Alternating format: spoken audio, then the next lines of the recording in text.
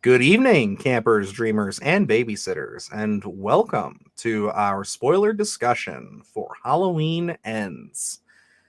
Okay, so this is basically what are we now? We're a little over, we're well over 24 hours past when we left our first screening. Within that time, I was able to watch the movie one more time on Peacock. Luke, you've watched this movie 3 times now. Yeah, I snuck one in early this morning since I'm an early riser before work, and then another viewing after work. And, my feelings upon 3 watches of this film are exactly the same as walking out of the theater. It really hasn't changed at all. I really haven't done any really extra research on this. It's just really my raw feelings of it. I might dive down that rabbit hole a little bit later in the weekend if I have some time and see kind of other takes and things like that. But right now, me solely based on my interpretation of this film is just a swing and a big miss.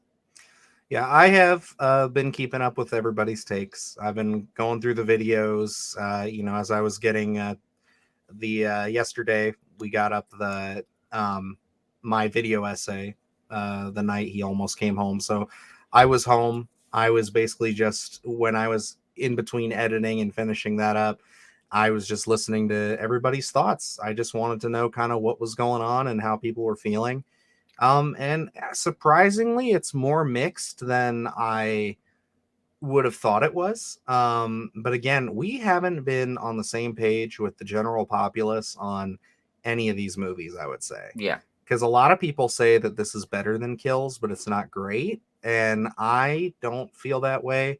Again, just like in our other review, if you watch that, but if not, I'll just say it again, is that I feel like Halloween Kills wears its heart on its sleeve, where it just knows the audience it's trying to satisfy. It's very deliberate in the way that it wants to tell its story. And if the payoff would have been good, it would have been a great middle chapter because it's just all the action. It's like, we just put our foot to the gas and we don't let up until the credits roll. So it's like that would have been fine, but this movie to me just you know and this conversation I think will be important to express it because I have been quoted as saying that I want something different from Halloween for a while, and I want a different take. I want something that I haven't really seen before, and I do have to say that this is something slightly different from this franchise, sort of. We kind of talked about it a little bit in our review of where they're kind of again rehashing the Jamie storyline here, Yeah. but it is one of those things where they just take it a few steps further. But my biggest issue, and I just need to reiterate, is that why are you doing this in the third act of this trilogy? Like, why are you like deciding to take a left turn now Yeah. when we could have stayed the course? And like I said, it wouldn't have been the big vast different thing that I wanted, but I accepted that after 2018. I was fine. I said, this isn't what I was hoping that 2018 would be, but that I think that Kills was a step in the right direction. And if they tied it up with story at the end, then I think that would have been fine. And I have a little theory that I want to throw out as we continue the conversation. I'll wait a little bit on kind of how I would course correct all of this. Yeah. So I'm with you, and I think maybe this film would have been a little more well received on my end if this was a different director. And like where I'm saying, um supposedly we have a clear direction of where we want to go with this trilogy. And uh David Gordon Green is the man behind the lens here. So it's up to you to tell that complete story. So yeah, we all want something new, something different, something fresh. But when you have committed to making 3 films, in my opinion, your responsibility is to tell a beginning, a middle, and an end in a cohesive story. Where this one, I understand what people say about kills, but kills I don't think hurts the story. I don't really think it improves the story that much. It's just kind of that middle piece where it kind of pushes a few things minimally further, but all for the most part, it's just kind of a nice little gore fest of where we wanted to see Michael go on a killing spree. Um, for me, I'm fine with that because that's kind of what I expected from that film, so it didn't disappoint me. Now, this one, I was expecting full closure. We're gonna tell a bigger story. We need to push all these pieces that we set up in 2018 and in Kills, and it all has to come to a head here. And we're gonna be with the characters that we've been setting up for the past two films, and we didn't get that with this film where it's like i I appreciate that people want to take big swings, do different things. Hey, that's the beauty of filmmaking. Everyone can have their own interpretation of things, but no one was really asking for that here. So it's like, if David Gordon Green wanted to come back 8 years down the line and say, I want to tell a more original story, something not tied to the Laurie Strode story arc, I'm cool with that. And again, if this was a different director, if David Gordon Green finished Halloween Ends and then 3 years later this film came out, I might be a little more okay with this film because it's a different director. It's someone's own story that they want to tell in this universe. But this is something where we have two films that feel in line, and then one film that just seems way out in left field. That was like, we want to tell a different kind of story, and I don't think you need that at the tail end of a trilogy like this. Yeah, and so you kind of actually just hit on the point that I was going to bring up later, was that I feel that same way, man. I think that this to me feels like, and if I'm going in the, I know that this is technically a three-part trilogy, um, with one being the kind of outlier was already established, the original. I think that this should have, if you were going to do this, if you wanted this, how I would have done this is, um, I would have made the first film, like, the original is there. Make that canon, of course, that happens. Then Halloween 2018, you go with an initial title that they were going to give it before Blumhouse, before everything, where they called it Halloween Returns. Call it Halloween Returns, and just do that, and then Halloween Kills, then Halloween Ends. Halloween Ends, you wrap up the Laurie Strode storyline. You don't sideline that for a completely different story like they do in this film. You Yeah, take her story and you make that the focal point. Whether you set it on the same night or you set it a year later, I don't care. Just make the story that you were telling in these first two films, like, complete that arc. And then you make this movie if you want, which would be like, technically, in this timeline I'm making here, this would be a part 5, and you call it whatever, you can call it whatever you want, but I was just thinking Halloween Reincarnation. Laurie is killed at the end of Halloween Ends. Michael, it's left up in the air. He's supposedly dead, but he's not necessarily. It's like, I want to leave that mystery that we got from the very first film. yeah, Like, he's in the air, he's still around. And then you pick up where it's just Allison. We don't have to deal with Laurie. We don't have to jam these two movies together. We just have Allison's storyline. She meets Corey. They have those traumas. They bond with it and everything. Corey goes down that dark path, and you can keep this movie basically the same. Just substitute out all the Laurie stuff for more story and more development for Allison and Corey's relationship and other characters you can bring in too. And you make it exactly how you did it, where it's just like, Michael is weakened. He is hiding out in a sewer or something. You can do that and then have this whole transference of power and everything. But why they decided to do that in this film is still beyond me. Like, I just don't understand why they felt they needed to sideline the momentum they were on and try to jam these two stories together. yeah. And honestly, you could have even condensed this entire story arc if you had wanted to, and made um, Laurie Strode up in the house at the end of Halloween Kills, and that Sure. that the ending. And then the family's trying to move on past all these events. Laurie's now gone.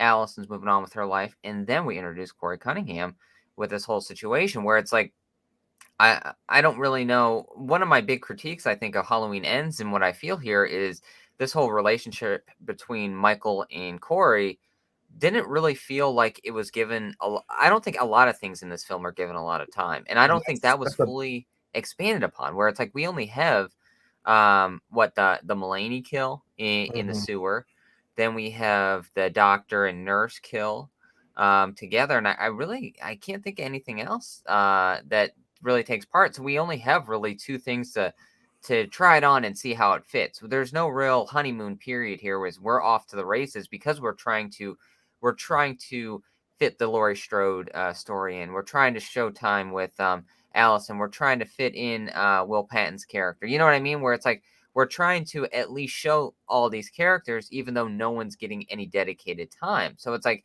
we don't really have any time with anyone to make anything really feel significant. So across the board, I feel robbed in terms of storytelling with all this stuff, especially with the title of Halloween Ends, where I need closure. That's what I came into the theater for. I want to see Michael kill people, which I barely got, and I need closure to this story, which they gave us kind of an end cap for it, but again, that feels rushed as well. So it's like I don't think there was enough time dedicated to any of this stuff. And it's like we don't need a 2.5 hour Halloween film. So it's like you just need to kind of be more studious with your time.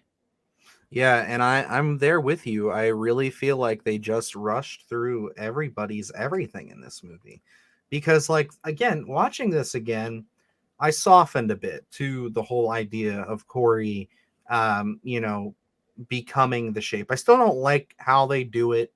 You know, mostly because we had brought it up a few weeks ago of just how goofy that would be, and it was damn near exactly word for word what we said, where you know he grabs them and there's this transference. It seems like, and it's just like I really think that if they would have spent more time with it. Now, I have another kind of idea here. Now, at the very beginning of this movie, uh, Jeremy's mother, the little boy, talks about how he's been real freaked out about Michael Myers since the events of the previous year and how he hasn't been sleeping well. But she has a little line that didn't go anywhere, as most things in this movie don't really go anywhere, where she says that he has been saying that he's been hearing voices. Yeah. And to me, it's kind of like, were you maybe early in the draft thinking about linking that in a way of almost like, is this Michael's essence searching for its conduit? And maybe you could have spun it in a way to where Jeremy was if they would have even spun it like this, like he was where evil incarnate was headed after Michael's physical body passes on, Yeah. but Corey interrupts that, and that's how it gets in him, and that's how it affects him because of his accidental murder. Like these are just things my head's spinning. I don't necessarily think that's the best way to go about it, but it's just one of those things where it's like this is just little loose ends that I'm finding and just trying my best to tie up. Yeah. Um, because again, you're right. We were looking for a finale here.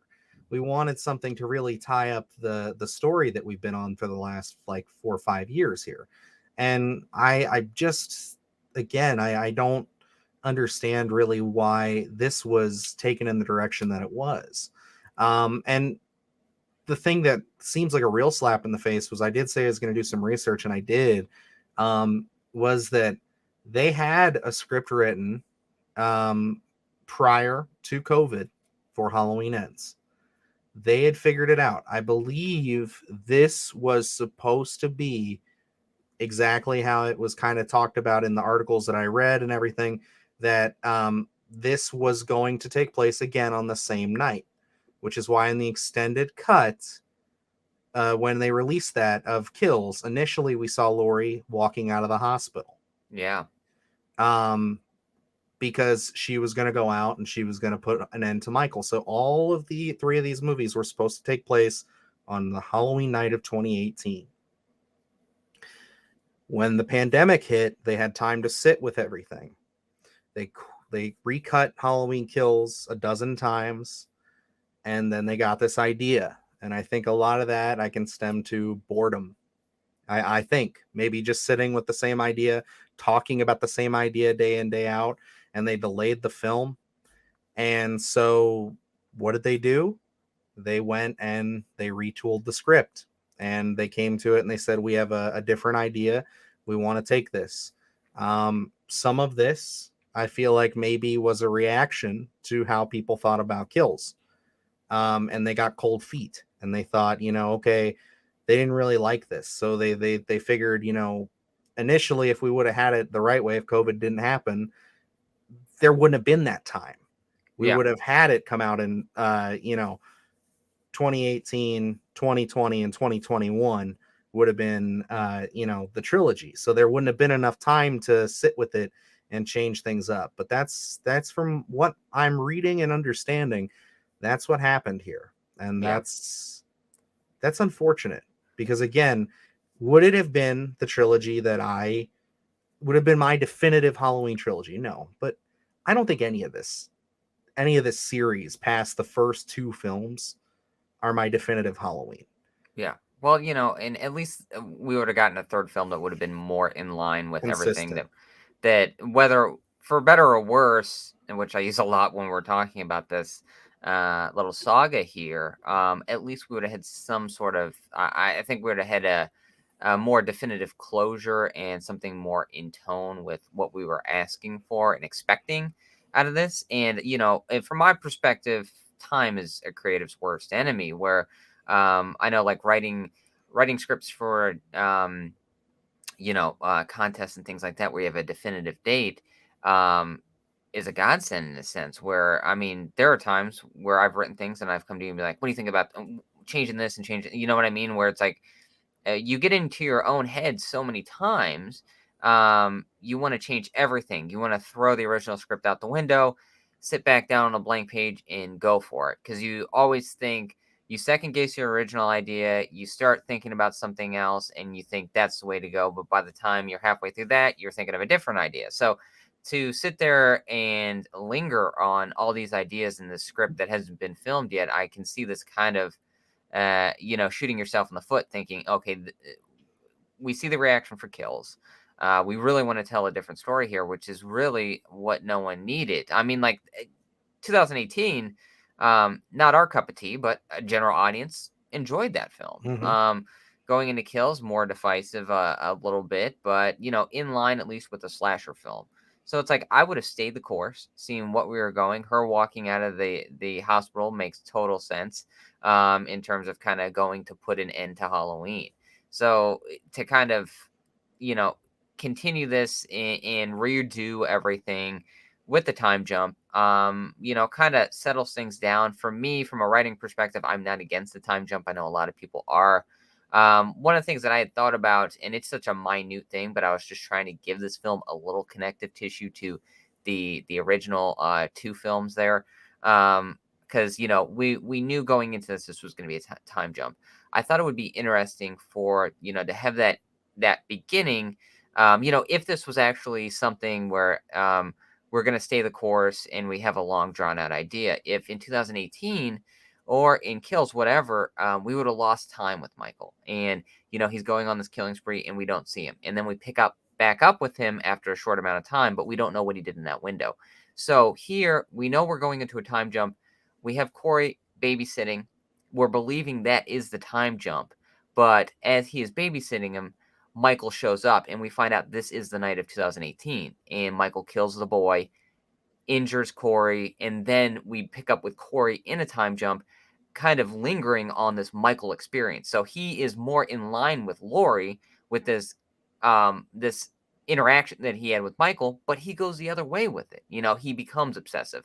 He thinks he's Michael, and we kind of go that route, and then maybe he finds Michael, and then we kind of expand upon that idea just to kind of give this a little bit more of a connective tissue, because the opening's jarring, very different, and it's not necessarily like we talked about, where Michael does this transference of evil in a sense after kind of seeing what Corey's been through, but it's not really the same thing that Michael's been through, because his was more so an accident. Now, where he goes in the direction that he goes in, that's his own choice. But that beginning there, he didn't mean to kill. I think Jeremy's his name. So it's like Yeah, it kind of doesn't really work. and I want to talk about this opening. I brought up the whole voices in his head thing already. In my notes here, I just sporadically write things like I love the Thing reference because I want to talk some positives. I found a few things to be relatively positive about in my second viewing here. And I love the Thing reference. I think it's cute that that's the movie that was being watched in the first film. They're bringing in John Carpenter's to do that. And that's the thing I'll say about David Gordon Green is like it's so clear that he's a huge John Carpenter fan, and he emulates a lot of it really well. Like I mean, like just visually, and everything. Like the way that this team that they have behind these movies, they put stuff together really nicely. And I think that there's a lot of scenes in this movie. Visually that work, but if you had to ask me, there is too much of this movie that doesn't visually, audibly, or anything stimulate to me Halloween as much as 2018 and Kills do. Yeah. Um, and so one of those things that annoys me, and it's been consistent, I would say, through all three of these movies, of characters making decisions or doing things with reasoning that to me is just kind of odd or just really seems forced, I guess is the best way to say it, is that I don't understand why Corey is freaking out in the attic space. I don't, because you clearly hear Jeremy laughing at him and saying, "Oh, I pranked you." Why is he kicking down the door? Why is he freaking out? Like they don't establish like that he's like claustrophobic or anything. He has to crawl through this like condensed tube to get to Michael, and he does that just fine. It's like I don't get that, because it's like if it was the kid, just pranking him, why wouldn't you just? And the thing that really bugged me was that there was light shining in there, so it's not like it was pitch black. Yeah. I think if it's a small change, you have the door close and you don't show Corey that you don't even emulate that it's the kid out there. You make him think that there's somebody else out there, that Michael Myers is potentially out there. Then he can kick in the door. You don't even show the kid fall. You just hear the thud, and then he looks over the banister, and there's Jeremy's body, and then his parents walk in. Yeah. Like that to me makes sense. That tracks. The way they're doing it here, it just feels so out of place and forced. Like, again, people will say, oh, it's a slasher movie. Characters are dumb. We've had dumb characters forever in these kind of films. But it's just one of those things where it's like, it just more or less comes off as lazy and less dumb. As Yeah. it's just like, okay, I just have this idea in my head and I just need to get it on paper and get it out. And that's the thing about them taking this other direction, is that it feels rushed. And going into that opening there, I don't know if I'm reading a little too much into it. Maybe I am, maybe I'm not. I've always kind of him kicking the door like that. I've always kind of going through the rest of the Corey Cunningham character that we see throughout this film. I feel like it's based upon almost this issue of feeling powerless, where we see it at the very beginning of the film, where he's watching the thing with the kid, and Jeremy saying, you're scared that Michael Myers is still out there, and he's kind of defensive that he's not scared. And then Jeremy says, you're a horrible babysitter, and he goes, I'm not even a babysitter, so it's like kind of what kind of 21-year-old is arguing with I don't know, a 9-year-old or whatever he is. But and then kind of being stuck in the attic. The joke's on me. He's not letting me out. Someone's going to find me. Plus, with the relationship he has with his mother, Mm-hmm. where it's kind of like, boys who keep secrets don't get their custard. It's like all this weird. It's a 23-year-old being bullied by high school band people. You know what I mean? Where it's like, It's weird, man. It um, just doesn't really track, right?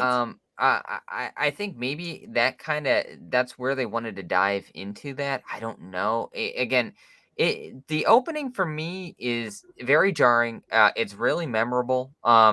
It way better than Say Something. So, I think it falls in the middle of the line. Obviously Kills will be, I think, the best opening because of Absolutely. where they go with that one. But like this one, in terms of just cold opens for this kind of new David Gordon Green saga, I put this right in the middle. Again, it feels different. It feels like out of line with everything because Michael's not involved here. It's why it's kind of where my head went was if this was 2018 and Michael did come in here and slaughter this little boy and then leave Corey injured, I think maybe this would have been a little more in tone. But I will say, giving it props at the very beginning, I mean, uh, it makes for a memorable scene, and really, you don't know where this film's going. Yeah, and I think it is a memorable scene. For me, I still think that it lands as the weakest of the three. And I'm saying that because I just feel like it is one of those things where it all kind of ends up, it's a departure. Where it's like, again, I can't seem to right now at least get past the whole logic flaw of, why is he kicking in the door? Why is all this stuff happening this way? But and the Say Something to me, yeah, although it's a little goofy, I still think narratively it's the whole opening of them showing Michael in the courtyard and stuff, like there's still stuff in there that I enjoy and like I can like as a start of a story. And like that's just where I sit with it, so I Mm, would differ a little bit there, but like I totally get it. Like I completely understand why this one is your preferred opening against 18. But it's just one of those things for me. Again, I think it just goes against the whole grain of this whole film for me, where it's just like it is not consistent with what we've seen. And we're talking about him being bullied and things like that, and it's like, why couldn't the band kids just be somebody that he worked with? And if you also brought up another point here where it's like, if we had another director, I think that, I'm just gonna throw this out as a dig at David Gordon Green a little bit, or the writers at least. If you guys wanted to remake Christine, why not just pass this off to somebody else? You know what I mean? Because like you look at him being bullied by high schoolers, it's very much like Christine. He uses a car to kill some of these kids, and it's like there's so many things that like emulate that energy. And it's just one of those things where I'm just like, okay, clearly you want to tell a different story. So just do that. And I know that that's probably unsettling you a little bit, me saying that, because I know you're very protective of Christine. I love it too. I'm not saying that I want it, but I'm saying that's kind of the energy that I'm getting from yeah, this. Because I you can know, see you squirming in your seat with me saying that. I've seen that narrative that was very Christine like. Because he was saying it. He was saying it in interviews before the movie came out. But and I guess I don't get it because I can see maybe where what Corey becomes possessive or obsessed with Michael as this greater evil power, but it tracks it's different because uh, going into you look at Christine and Arnie, he thinks it's just a car. So by the time he is in it, he didn't know what he was getting into until it's too late, and by that time he's already obsessed. Well, I'm not saying it's done well. I'm just saying No, no, that's what he no. was trying to Where do. where So, I'm saying like people are drawing these parallels, and mhm. I'm saying like if we're gonna draw these parallels, I mean let's draw it to the Child's Play. I mean Andy doesn't know that the possessed doll is a bad guy. He thinks he's a good guy doll. So by the time he's realizing that he's got to go helping kill Eddie Caputo, that well maybe there's something rotten in Denmark here, but it's like we're trying to draw these parallels. It's not really working, and again, probably on me because I've seen a lot of narrative between Christine and Halloween 3, and it's like we're not. It doesn't track the same. Where it's like we're saying, oh, they were trying to tell us with the Halloween 3 credits that this is going to be a departure, and for me, it's like, hold on, hold on. Um, Halloween 3, they wanted to tell a different story. So they Yeah. thought this was the right direction to go. It wasn't like we want to do something different here. They wanted to tell different anthology series. Now, after it didn't work, they had to backpedal, and we returned with Michael. Now, this one, for that's you get props for that, for trying to tell something different unintentionally. For this one, I feel like if they're putting Halloween 3 credits on here, so that people can be like, oh, it's a little Easter egg that they're trying to be a little divisive, tell a different Hey, I story. said it Well, in the theater, man. I was yeah, like, hey, that's Halloween 3.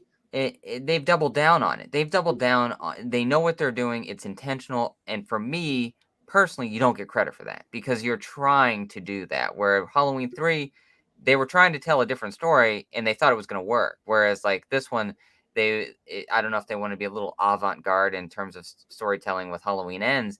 But for me, you don't really get credit for that. So it's like again these parallels between Christine and Halloween 3. I understand what people are saying, but I really feel like you're grasping at straws on two films that are iconic in the horror community, and this one, not so much. No, I get it. And I knew that was going to open a whole can of worms with you there. But it's partially why I put it in my notes because I was like, I know we're going to have to do this. People keep bringing it up. So it's like, I want Oh to. no, it's a I want discussion to talk point, about like it. for sure. Yeah, because it's just like, and I mean, if there's anybody that I want to talk about Christine parallels, it's going to be you, because like you are one of the biggest Christine fans I know. So, and it's like I'm not even discounting myself. I love that fucking movie, but like it is one of those things where it's like I know that that's near and dear to your heart. Um, you know,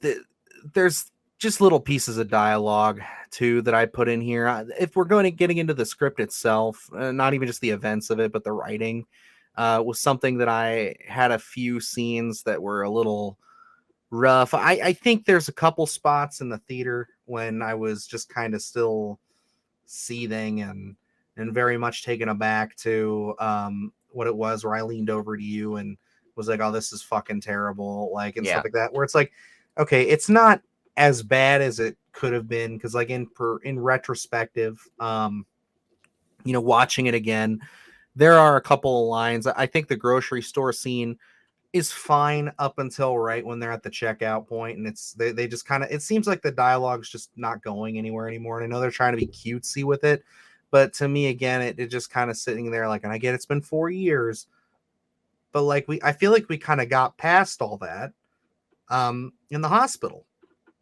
uh, in Kills. Like, isn't that the whole reason that Hawkins and Laurie were in the same room together narratively? Like, they had that connection, they had that, little meet cute rekindling meet cute yeah. again of just being like, that you'd feel like they'd be more comfortable with each other even Well, if they have the hots for each other, you know what I mean? Like, it's like it just feels so distant from anything that we were setting up. And again, I think that Hawkins through everything but Halloween Kills, and the only reason I say that is because he's in the flashback and he lives, is done so fucking dirty in this trilogy, man. I love his character.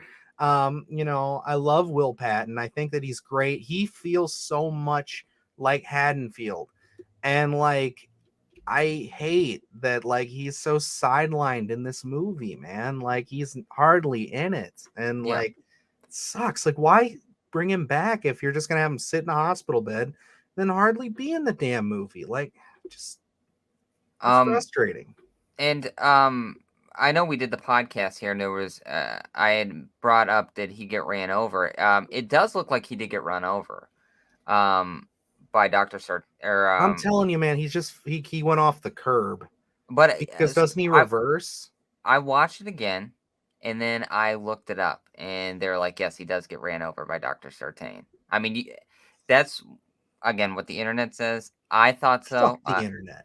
You may want to check it out, but what I'm saying is, I really feel like he was meant to die in 2018. Oh, 100%. I would And they agree j with you on that. and they just shoehorned him back in because it was like, "Oh, wait, me," and I think that's, again, on the writing where it's like, why would you cast Will Patton to just kill him? You know, so But and again, I think that a big part of that too is they didn't expect the character itself. I could see with a lesser actor would probably not have as much charisma. Yeah. or as much grand delivery as he is. And the fact that everybody came out at 18 and was just like, we loved Will Patton, that they were like, okay, yeah, we should bring him back. So But again, that's why I'm kind of putting this as a strike a bit because I mean, going into it, seeing Will Patton and you cast Will Patton, I mean, come on, like the dude's gonna knock it out of the park. So mm, why would you double down on how they leave him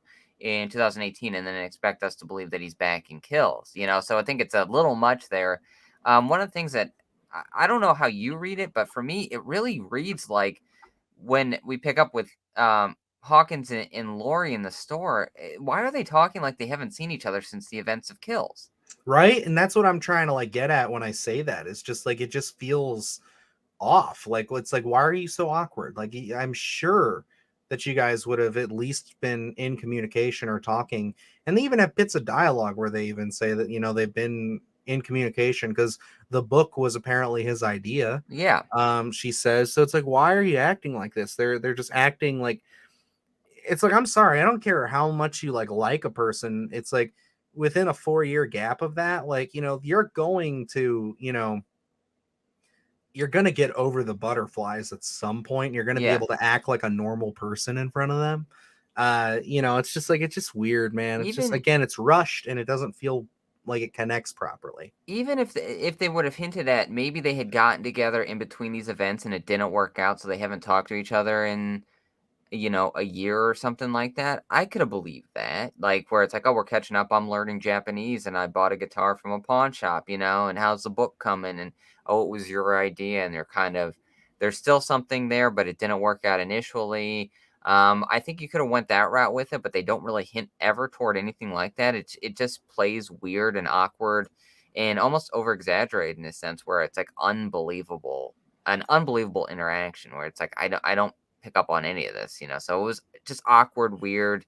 I think they tried to play it cutesy, but it really didn't come out like that. Like, I'm glad, cool. At the end, they're sitting together, and maybe they'll get that happy ending. But I think this could have been an interesting thing, especially if Lori was killed in Kills, to kind of go somewhere with Hawkins in terms of, he thinks maybe that there's going to be a budding relationship there. She dies abruptly, and then he's kind of got revenge on his mind, and we can go somewhere with him because again, we don't go anywhere. He has no interactions with Michael in this entire film, and it's like, Not a what are you doing one. with these characters that you've been building for two films? Yeah. And it just doesn't make any sense to me. And, if we're talking about that, I want to bring up another positive that I thought was a nice touch, and I thought was a surprise. I even said it in the theater. Was it ends up being really nothing to the grander story, but I mean, as far as like little dressings and little added pieces I like, is that they gave us the shock that Sandra was still alive.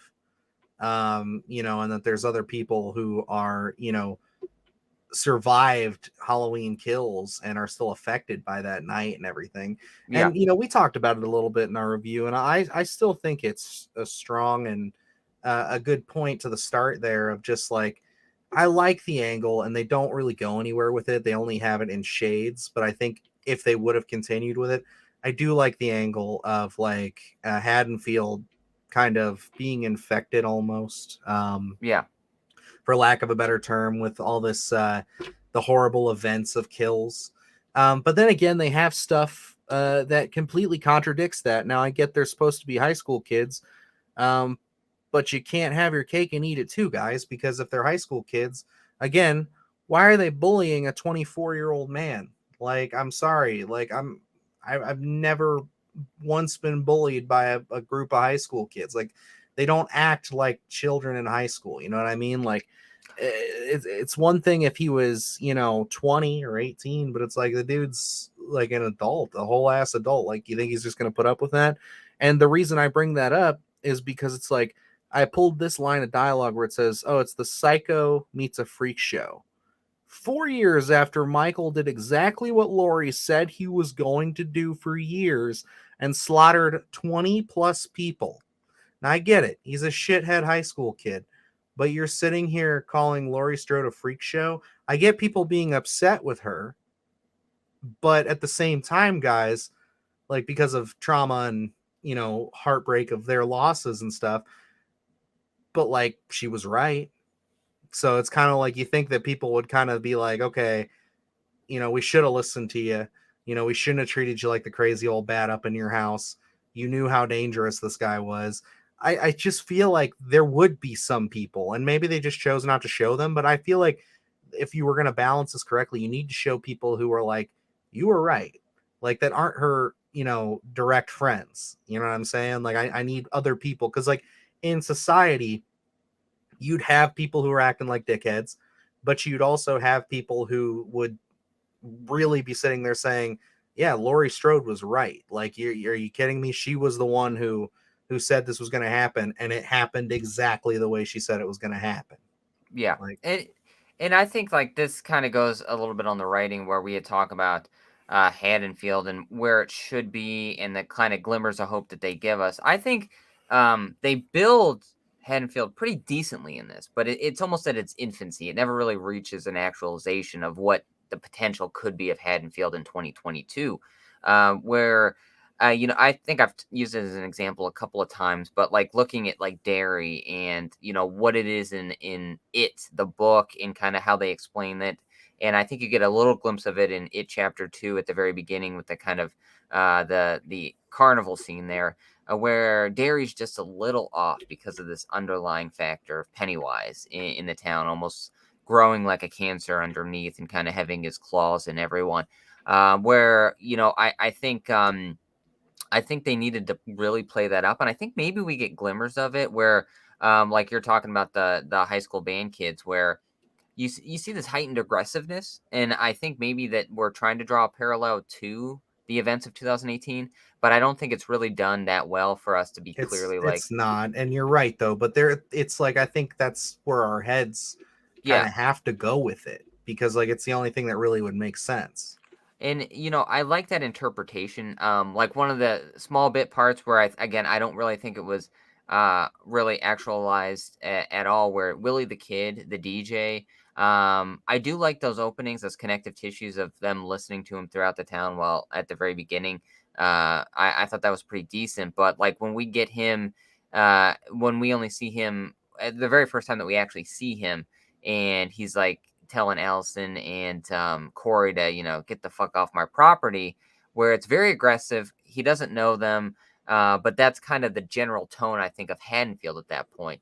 So it's like, I think they really do try to put us in that space, but they just don't do it well enough. And again, I think this goes back to not getting enough time with any of these ideas, where we're off to the races with one thing, but we're never really paying enough attention to any of these details. So it all just seems really half baked and lackluster in a sense, because it's like some of the ways that they paint Haddonfield. I like some of the bigger shots of it. The outside of the DJ studio, the radio station, all that stuff. I think that was interesting. I think those. It was like, oh, I would love to see a little more of Haddonfield, but we didn't really get that. Again, another idea that's just half baked. I agree, and something I want to bring up before we get into a couple other points I want to hit. Um, and then we'll kind of get to the wrap up, I guess, because I know we're going to want to discuss the ending and all that too. You know, this came across my mind as we were talking a few minutes ago, and I wanted to process it. Was what if, Corey, and I'm sorry for just going into fan theory mode again, but what if, like, with this Corey take, like, what if he would have been, like a high school kid or younger, and this all happens, and I think it would have been maybe a little bit more interesting and a little bit more believable to have someone who's a little closer to Michael's age when he turned, Yeah. kind of picking up the torch with him, because it's just tough for me. Again, we talk about how the justification in this film is that Corey killed somebody and a young child, but again, it was an accident and it wasn't something that he intended to do like Michael did. What if we restructure the story a bit and the kid, more or less maliciously puts maybe his brother in a position where he dies. And it's kind of up in the air whether it was intentional or not. And then you would have an easier time kind of seeing that. And then I would have an easier time believing that Michael would see more of a connection with that, because they've always kind of hinted that Michael has never really progressed mentally past his child self. Yeah. Just the way that he likes to structure bodies, and how he's kind of more playful with his kills and stuff. It's like it would be something where it's like Michael almost seems like he finds a friend his own age Yeah. in a way. It's like that's just where my head's running with it. um Again, it's just the ultimate criticism, and why I feel like I'm doing this is because everything is such a left turn, and it's so rushed that we never get enough of anything to feel like anything is concrete or rooted into this series. And like you're saying, where we're kind of going in this fan theory mode, and my search is always for extra connective tissue for everything. And I know when we had talked about, we did a couple different breakdowns for the Halloweenends stuff, and I had brought up an idea of maybe Corey Cunningham was at Smith's Grove at one point. And I think it could have been interesting if we would have played this where maybe something happened with Corey. An accident like this could have happened at the age that Michael was at when he had committed his murders. And, with mental health and everything like that, he gets committed for a short period of time to Smith's Grove, where he maybe has an interaction with Michael. We all find this all out. If we're going to go full board here in Transference of Evil, hey, let's do it. And we bring into, again, where I pitched, it's 2018. Corey's injured by Michael, and of course, Michael's all seeing, all knowing when he touches your neck or whatever the hell he does. And he realizes this is the same boy I had an interaction with at Smith's Grove. And at that point, there's a That's why transference he of lets him evil. go. Yep. Yeah, and that's because he's like, And we're cut from the same cloth. when we do a time jump to 2022, this is what Corey's been living with for 4 years. He's been battling it, trying to keep the darkness at bay in a sense. But And then, he's just really getting to that breaking point. yeah, and even you can go with how we go through Haddonfield and all those deaths, and we're wondering if it's Michael. Maybe every so often, maybe it's on Halloween night. Whatever. He lets the beast out for one kill, and that's how he's been kind of keeping it at bay. And now we're full board. Michael's back, and he's his little protege. And see, I like that a lot. I think that would have been really fun and cool and a really good way to do this. But again, it does. The only problem with it is the problem with this whole movie is that um, we can't tell that story and wrap up this trilogy at the same Not at time. all. This is a different story. So yeah, you have to end that. So you have to end that trilogy first, and then come back in a year or two and make this movie. Um, and yeah, man, I honestly think that if that's really what they would have done, if they would have separated it, I could really see myself loving a concept like that. Yeah. We end the trilogy, Laurie's done, and then we just have Michael. Michael's free. He's good to go. And that's the thing about not to keep self-promoting here, but the video essay I released, the Petrowski and Collins script is that's the thing that I like about it, is that they cut those tides so quickly, and they just let Michael be free and be out in the world and just doing what he's doing. And you can really now take this vehicle and go wherever you want. But the problem with this movie is that they wanted to do that, but they didn't earn that yet. They took us on a journey. We got halfway to Wally World, and they fucking dropped us off in the middle of the desert, and that's it. I don't know why I went with a vacation reference there, but that's what they did. They left us in the desert, all right? And then they Hey, said, we fuck we it, had we're not Rusty going there Griswold. anymore. We had Yeah, Rusty Griswold in Halloween Kills, we're so not going there anymore. We're going to Europe, okay? That's what's going on. So yeah, it's just, you could do 100 things with this. But I think we'll try to rein in the fan theories for the remainder of this video. I think we got a good majority of them out. I'm sure we'll have more to say as time goes oh yeah. on. we'll try to keep them to ourselves. Unless you guys like it, we can always come back and fix these movies for you. Like we talk about Maybe these a fucking 3 movies all the time. Now, well, 2 movies before, now 3. maybe a Um, little chop shop. hey, I'm definitely I'm in. I'm down. So one of the things that I want to jump to here to get us back into the film is I think that this is a total betrayal of the character of Allison. Yes, I think that absolutely. very strong setup in the first one.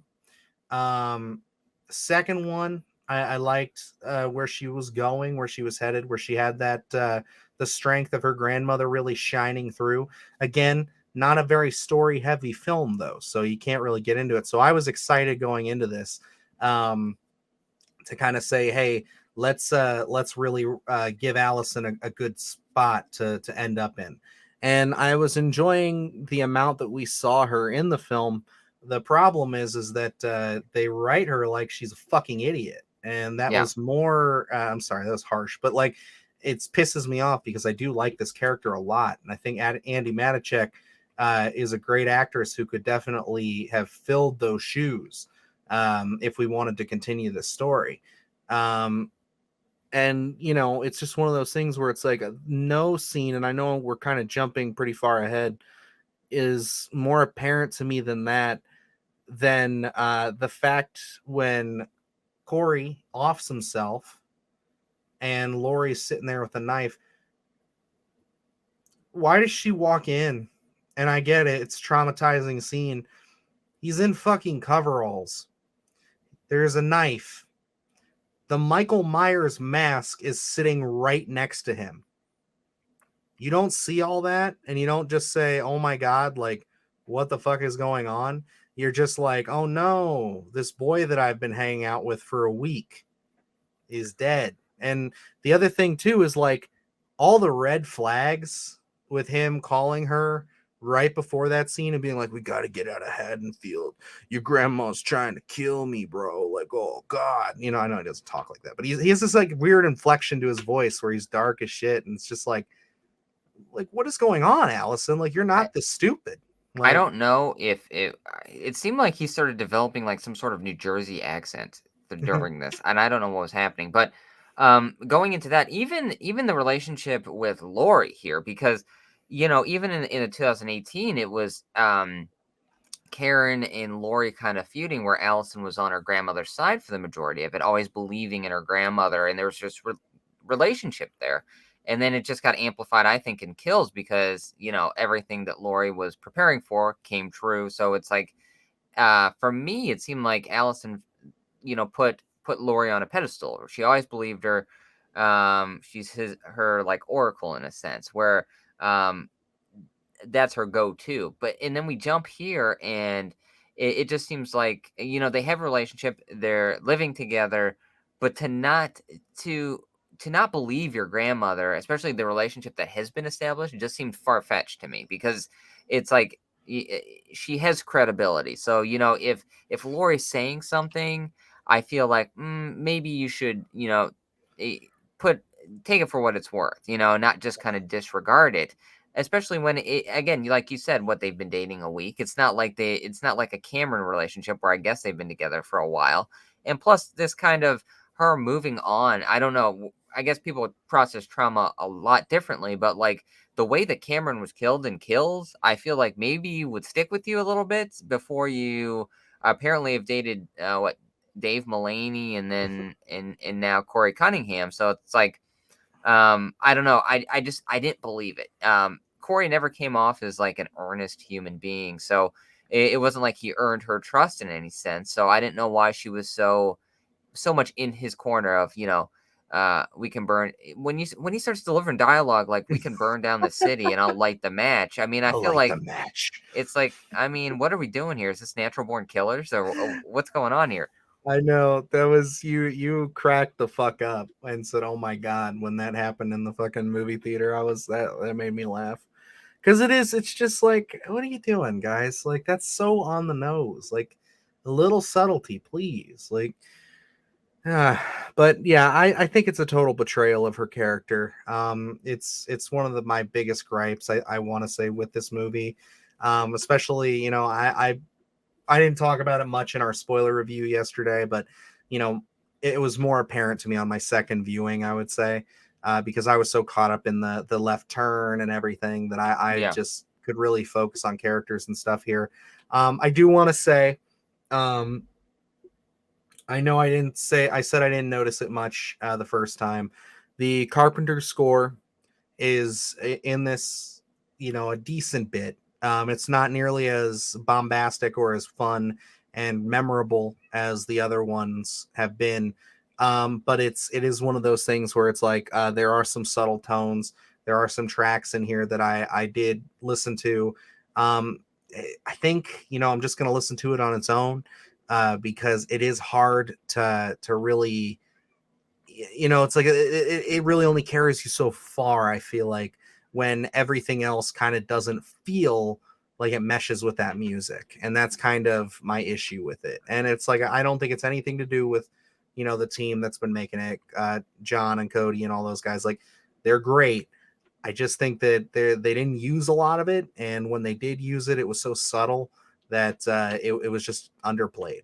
Well, and I still haven't really paid attention to it yet. I'm gonna have to go listen to it on its own, and I think that's kind of attributed to, like, say what you will about kills, but there's moments in there where you can just kind of be with Michael killing people, and that score really bumps everything, really facilitates the scenes. Whereas this one, I think you're so flooded with trying to process the story and what is going on that you don't really have that much time to really just sit and listen to the score right now. Where it's like, my viewings of this film have been so heavy driven on the story itself and me kind of picking out things of that where I haven't just had time to really sit with this. Where it's like, It's a 2018 as well, there are scenes where you could just sit with and listen to the score and take it in. Where this one, I haven't felt that kind of tone yet. it's a tough movie to just sit there and enjoy like 18 and kills are, because like say what you will, and I'll put us both on the spot here. We have our criticisms of those two movies, we do, but I still can sit there and enjoy parts of 18, and I can sit there and enjoy kills, Hmm. especially when it comes to the Michael scenes and the music and everything. The only real scene of music and the only cue that really sticks out in my head is when Corey is in the sewer with the Mulaney guy. It's got my favorite scene, which I just realized we that was off air, so we have to bring that up here. Um, you know, you asked me off air what was my favorite segment. It's easily when Mulaney walks into the sewer and he's shining the light around and he's looking. You just graze past Michael and he's just hunched over off to the side there, just kind of like turning his head, looking. And I'm just like, such a creepy image. Really felt great. And then you pan over to Corey, and then Michael attacks. Yeah. And I like that. I actually like a lot of that scene. And I think the way it concludes is great too. Except when Michael actually stabs the guy, and then they really lean into the whole his killing gives him power thing, because it was actually Fred from Fred's Corner. He posted a little short today talking about that, and I can't get it out of my head now. Of when Michael's stabbing the guy, and he's just like saying, "It just looks like Michael is fucking busting a nut," as he's sitting there. He's just like, "Whoa." And it's just like, dude, like, oh god, you've ruined that part for me. But I mean, no hate on him. Like that's just it's an accurate portrayal. But like that whole sequence leading up to that moment was pretty solid for me. Yeah, and I'll say like what sticks out again, and it was in the trailer. The scene, same scene where he's pulling the knife out, where it's like kind of like okay, now we're back to Michael actually That getting a kill music here. cue is great. Yeah, I think that's the definitive scene in my head that I'm gonna pick out of this. Again, the Michael design, I really like the mask. I like what they kind of aged him a little bit. The reasoning there, Michael it, always looks great in these yep. movies too. Even in Um, this one, I will say he looks fantastic. Yeah, I just wish they would have done more with him. I Yeah, actually did, Michael's because I was, like, watching this and kinda time stamping a couple things, and it's like, that first kill from Michael happens 40 minutes in, and it's like, we're kind of waiting, for all this. And I'm not saying we have to be Did flooded with you kills, happen but to sorry to cut you off, but did you happen to time also how much Michael is actually in this movie? no, I didn't. I didn't Okay, put that. I'm I'm curious going about to that. see, because again, it's very limited. Hmm. Uh, what do we have? 40 minutes into his first kill. And then what do I have? Oh no, no, sorry. Let's see here. 40 minutes in is when the transference evil takes place. So Michael that's the first time we see appears. Michael. Yes, and that's 40 minutes in the film. Now 56 minutes is when he kills Mulaney in the sewer. So, I mean, and those are the big scenes here. And then we don't. Again, it's very sparing on Michael here. And for a film that's called Halloweenends, an end to the saga, you'd think Michael would be in it a little more. Exactly. And it would be more about him and Lori. And it just, again, it's like, why? And one of those scenes that I do think is pretty dumb, and then I think we'll get into the final segment of this movie, um, is the fight in the sewer when Corey basically goes and beats Michael's ass and takes his Yeah, mask.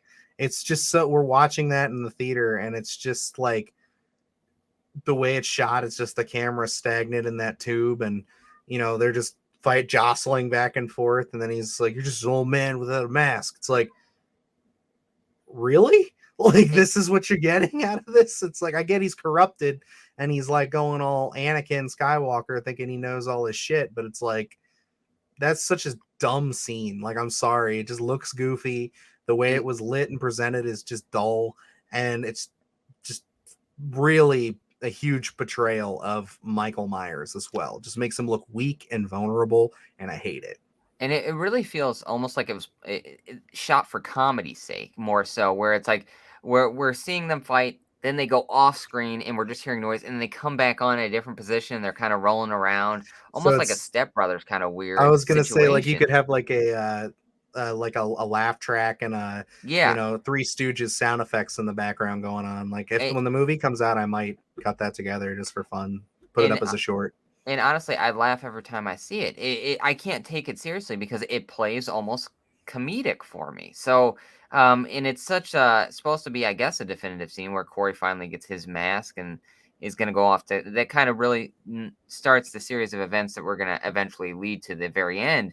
But again, it seems humorous. So it's like I can't even take that seriously, even when Michael again another tribute where he raises up after Corey leaves, and it's just like, okay, this whole scene, it just did not work for me. Even the raise, like Michael, when he raises up, you know that it means business, and like it's usually an exciting staple. Yeah, And like in that, it's just there's no he's sitting weight, there's alone in the nothing. sewer, and Yeah, with no mask, and he's just like, well, got my shit stolen. What am I supposed to do now? And yeah, I that's all very frustrating, very goofy. By that point, Corey does go full Michael, where he's in the mask and he's killing people. And I know I said this and I harped on it quite a bit in our spoiler review, but the kills in this movie in general, and I think every kill, except maybe the Mulaney one, but even then that's bookended by a pretty goofy looking scene. yeah, Um, they all feel rushed, and other than I would say the DJ getting his tongue cut off, they're all so bland and not very creative in a sense. yeah, And the one that could have rivaled that as in creativity is out of focus, and it's just, again, it just doesn't feel like a Michael kind of kill to me. I guess I don't know. It feels very Halloween 5 and 6 at that point with the blowtorch. Like, yeah. you can really tell that, like, it doesn't feel like that's Michael under the mask in a lot of these kills. Yeah, and my annoyance is really with that DJ kill. It just seems again like overkill, where it's like we're smashing his face in and then cutting off his tongue, and then the tongue on the record player going, spinning around and around. I was just like, okay, this is just too much for me.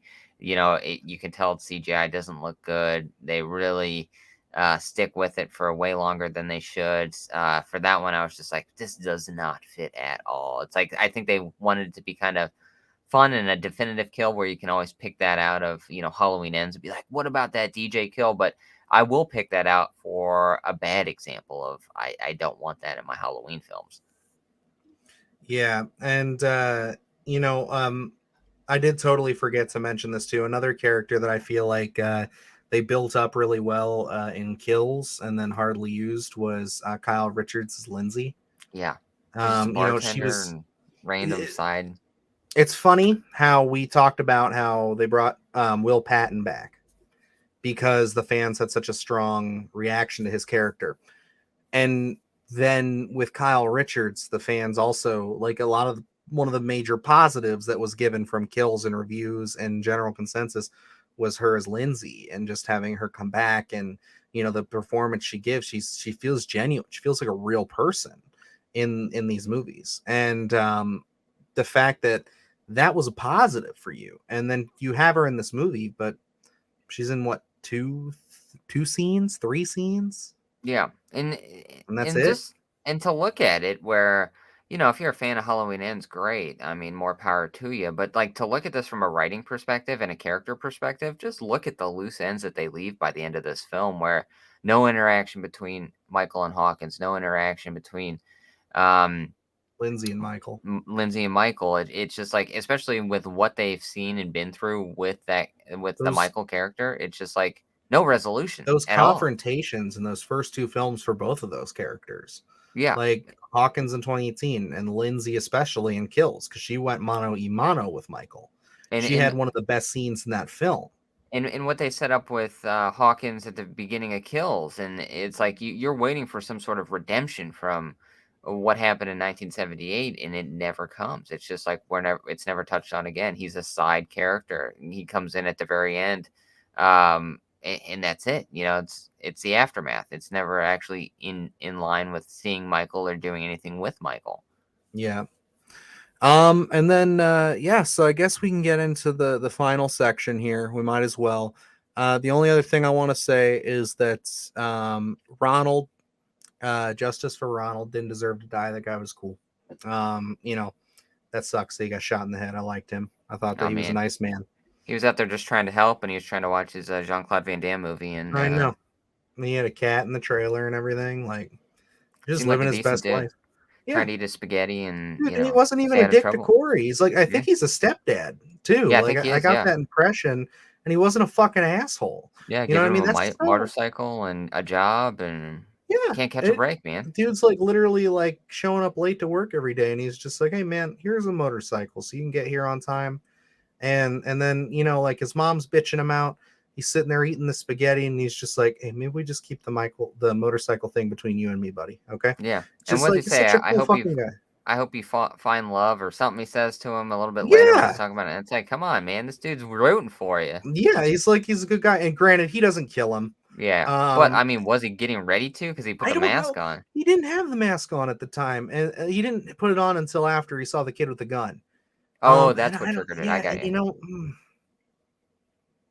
I don't know. I don't want to see that. I'm glad they didn't do that because Yeah. that would have been too much. He's one of the only real like good characters I'd say that like new characters that I was just like, I like you, Ronald. You know what? You get a gold star from me here. And I like to think that maybe Corey wasn't going to kill Ronald, and then as soon as the band guy murdered Ronald, what was going to happen? Corey was probably just going to, beat him in the head with a wrench or something. But then he said, "You killed Ronald, so I'm using this fucking blowtorch in your There mouth." you go. Yeah, and that is it. But unfortunately, it's obscured, so we don't really get to see it. So, Yeah, what can you do? yeah, and alrighty. So, what's this movie building to, man? This movie's called Halloweenends. What do we see in every single TV spot, every single trailer since this fucking thing was announced? It is a fight between Michael Myers and Laurie Strode, and it's dull as shit. And It's very short. it's It so seems like. short. And I, I'm not even gonna lie to you. I really enjoyed one of the few things I enjoyed in my second viewing. Um, was that build up where Lori is, going upstairs. She's getting the gun. She's, sitting there taking her stuff off. You think she's going to kill herself. Um, I don't necessarily like the line of, "Oh, you think I was going to kill myself?" But I do like how she shoots Corey, and then he falls off a banister and lands on the ground. Just kind of, as George Lucas likes to say, it's like poetry. It rhymes because the kid at the beginning fell off the banister and died. But yeah, so it's like I think I like all that. And then to have Michael just randomly show up and then them just duke it out in this kitchen, and that's all it is again, weak as hell. Yeah. In going into it just sparked my memory right now. We're talking about favorite scenes. I thought Lori staring at Corey and Michael staring at Lori outside of the house. I thought was a fun scene. And then he just kind of walks off, and she hears the audio of the rustling of the leaves and stuff like that. I thought that was pretty well done. I thought that was an The interesting only bit scene. of stalking we have in the movie. Yep, that's as far as it goes. But yeah, I didn't have a problem with the the whole Lori, Corey, Michael showing up deal. Again, I think it just goes back to character development. I really would have liked to have seen them maybe tackle this idea of Lori and suicide maybe earlier on in the film. So maybe we are kind of thinking that because, for me, I didn't really believe that she was going to commit suicide.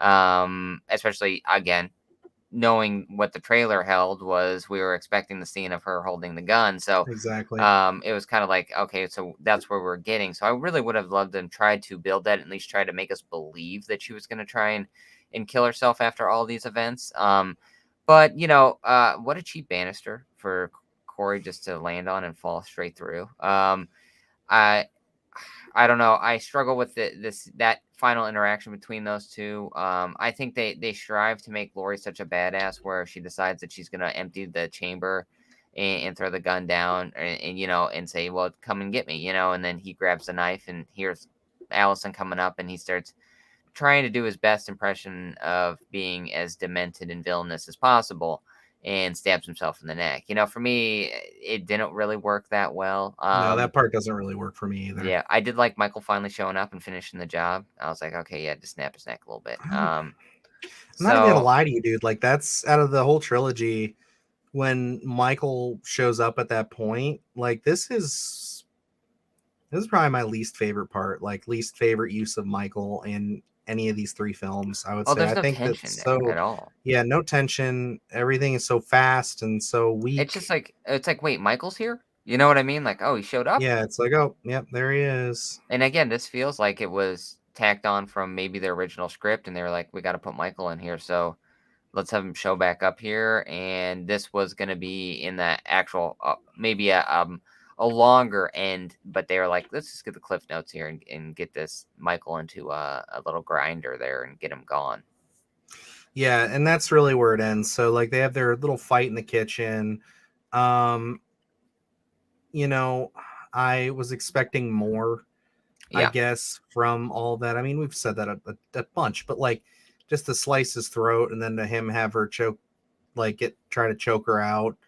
Um, and then to have Allison just come in, no, and then just break his arm. It's just kind of yeah, like, Allison, like, where you been, dude? Like, what's yeah, going on? Like, it just felt so weak, and like it really felt like watching that scene, like she was definitely just sitting off to the side waiting for her cue to come in. Like that's kind of how the acting and everything came off. And it's like, I'm sorry to Andy Manichek there. I don't necessarily know if it is the acting, but it's like, it just, that's the impression of the way it's shot, and that's the yeah. impression that I got from the take they used. And It it's just tough, man. It's just like it is very disappointing. it feels like this kind of interaction, this ending scene here between Lori and Michael and even Allison could have been like 15 pages, and then with everything that they've put into the story and injected in that was new, they're like, "Oh man, we got to shave this down to like 2 pages." And they're like, "Well, what's Allison gonna do? Like, have her come in at I the last minute and break his arm?" I don't think anybody would have had a problem with this movie being like 2 hours and 15 minutes.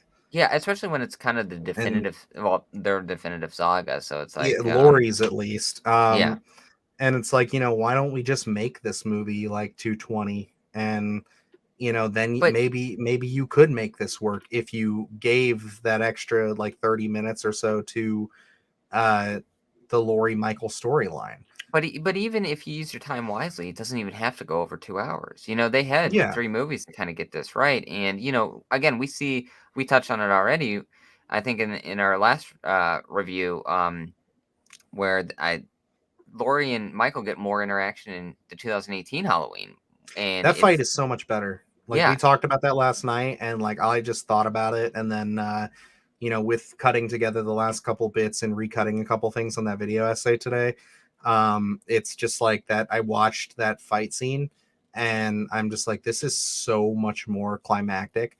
yeah, Like, they literally go from fighting as soon as Michael shows up at the door, to then upstairs they have a cat and mouse game, and then outside, like on the lawn, like he tosses her, and then he goes after her daughter and Allison, and then they have a fight in the kitchen, yeah.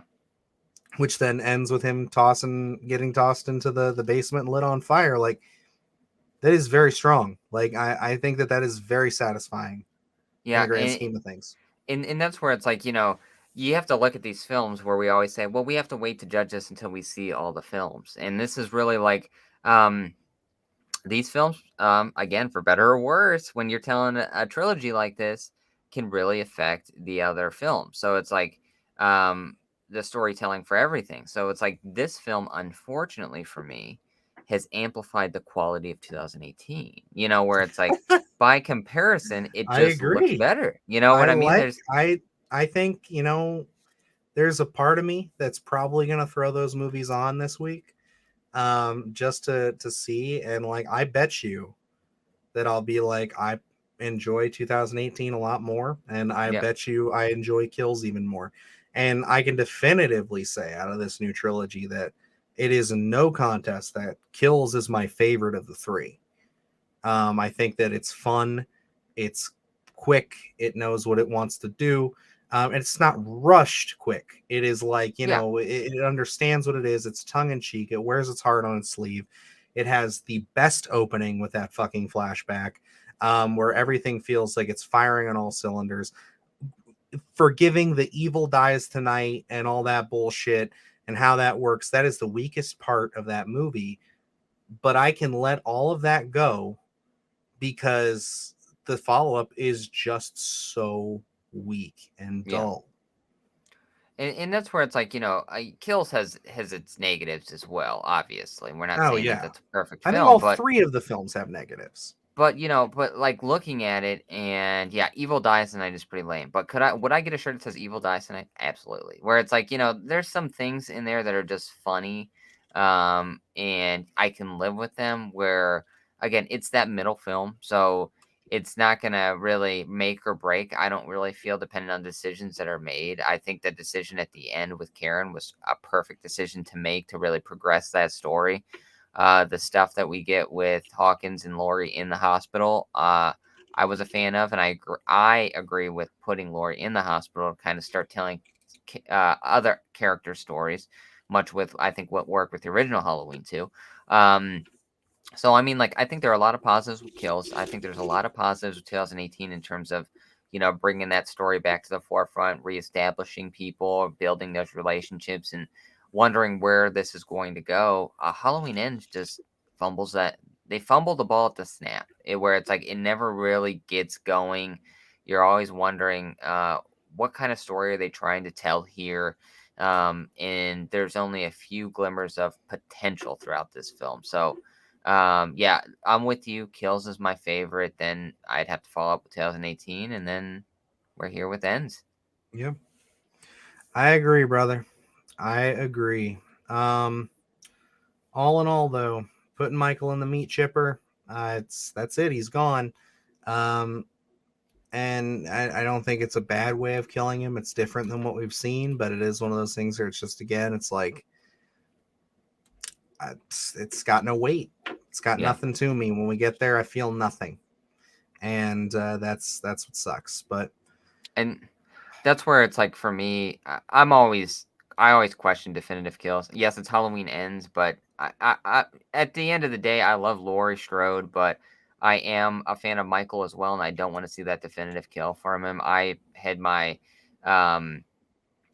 have my specific feelings on H2O with the cutting off the head, kind of giving it that definitive kill. Whereas, like, at least that one, the opportunity presents itself. Whereas in this one, we have to actually strap him to a car and drive him to the junkyard to do this. It's not like it's the what is it, junk, whatever, meat chip or whatever you want to call it, Mhm. is readily available. We have to put him on a car and take him through town to get there and then dump him in there. So it just seems long, drawn out, weird, not really in tone. I was like, okay, this is just overkill, literally. Yeah. And I think that is going to wrap us up here, man. I think that brings us to the end. We really think aired it all out.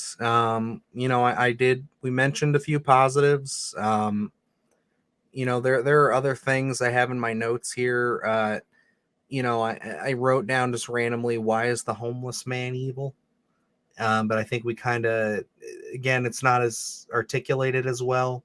But it's one of those things where it's like it could be hinting towards the evil that infects Haddonfield. Yeah, Um, and yeah, I just think that there's definitely a movie in here that there's I want to say there's two halves of two different movies, or yeah, no, a half of two different movies.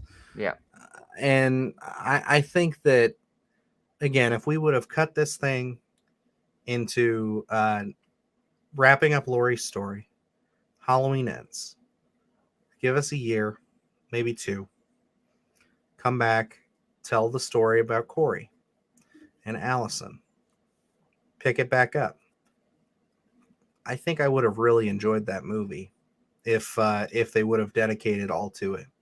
yeah, I think that if you leave most of this the same and cut out all the Lori stuff and add some more character stuff, more kills, focus up a little bit on that, and more development for both Allison and Corey, I think that could have been a really good movie.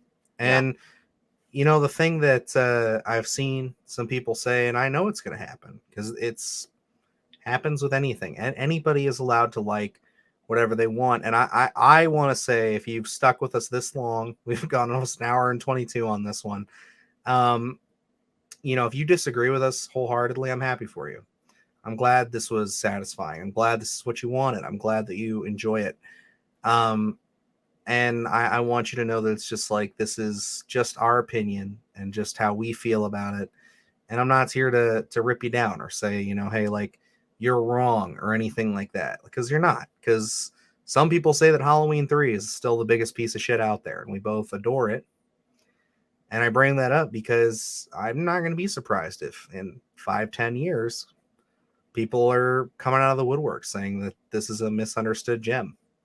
Once we have another version or two versions of Michael to come after this, it's going to be like Rob Zombie's Halloween 2, where, yeah, you know, leading up to this film, there's a lot of people who are coming out of the woodwork now saying that Rob Zombie's Halloween 2 is misunderstood. I don't see it. But I mean, again, if that's what you like, then I'm happy for you. I'm glad you get it. And this trilogy was not what I wanted. It was not what we should have known from that first film. We came out of it and we were so critical that this wasn't going to be what we wanted. But I think that this is great for the people who love it, and I am excited to see where Michael goes next. I think Laurie's storyline is done. So I'm curious to see what they're going to do, who's going to get it, what company's going to put it out, who's going to direct it.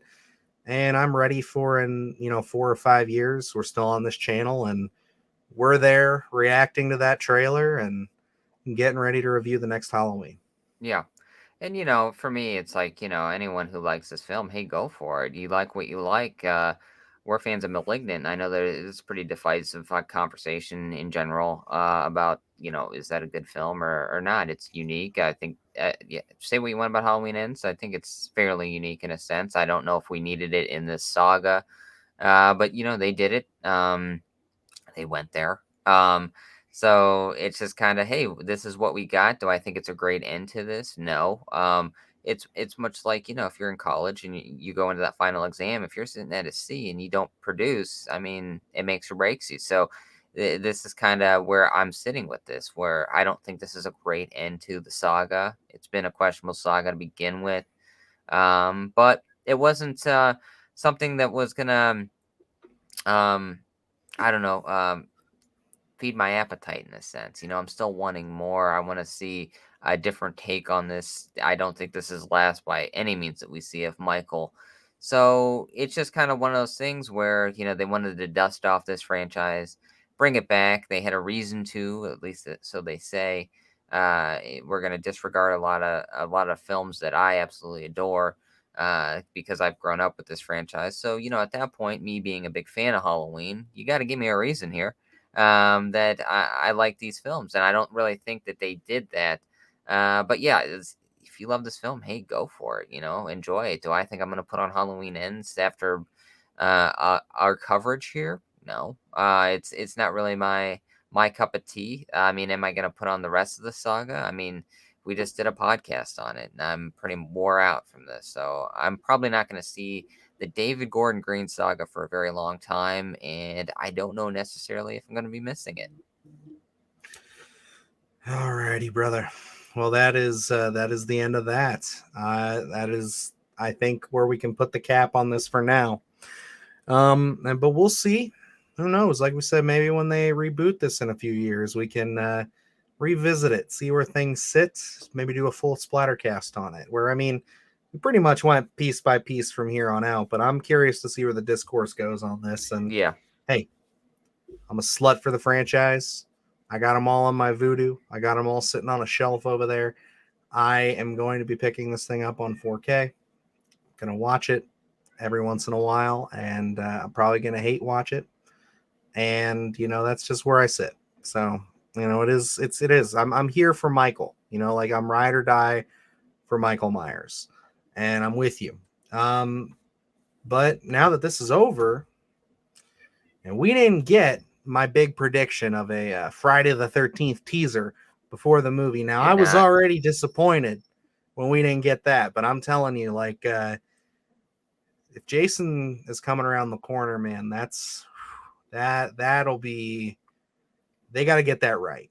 They really got to get that right, because if they get that wrong, like, I can be upset about Halloween. I love it. But Jason, that's my boy. Like, that would be the one where I'd be like, oh fuck, like here we go. So hey, I want to hold my breath just right now. I feel like a lot of the news that we've gotten is pretty questionable in terms of reliability. So we may have a little more time. Good old Jason Voorhees sitting on the sidelines. oh well, whether it's Jason, Freddy, whoever, I'm here for it. It's their turn now. Let's pass the mantle.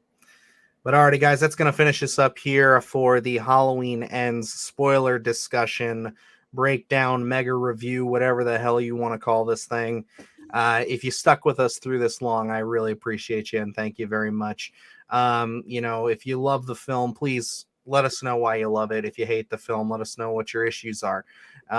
Just let's talk about it. This is the last time we're getting a Halloween film in theaters for a while, so let's have that conversation going. Other than that, you can keep it here on the channel. We just posted a pretty long video essay that I've been working on called the Night He Almost Came Home. So that's out there on the channel. I think it's pretty cool. I hope that you do too. We got our spoiler-free review, which if you just watch this, probably no reason to go back and watch that one. But we also got a review of Chucky episode 2, as well as our in-depth thoughts, almost 3 hours on Halloween 2018 and Kills, when we go frame by frame on basically both of those films. So yeah, there's a lot of great content there. There's a lot more great content coming as we make it through the Halloween season. As usual, as far as our social medias go, you can follow us on Twitter and Instagram at SplattercastPod, as well as TikTok. And yeah, we are also doing a giveaway. If this is your first time on the channel, here's the info for you. There's a link down in the description there. You can click that to get you to the video. All you got to do is comment on that video what your favorite horror movie is to enter. We're going to have a live stream at the end of the month where we'll be giving away not only a copy of The Black Phone, but not a copy, but a Splatterthon Volume 1 mug. So if you want to win those prizes, feel free to enter. And yeah, guys, that's gonna do it up for us here. So Luke, you got anything for the folks? Nah, I think you pretty much pimped out all our content, but also we do have the Sunday Scaries every Sunday, where we cover all your horror news, blended and ready for your consumption. So stick around for that. That will be up within the next couple days. So stick Oh yeah, around. It's about to oh get yeah. scary on the channel. Absolutely. So, alrighty, guys. Well, until next time, I am Dylan Newell, And I'm Luke Janesco. and remember, stay scared.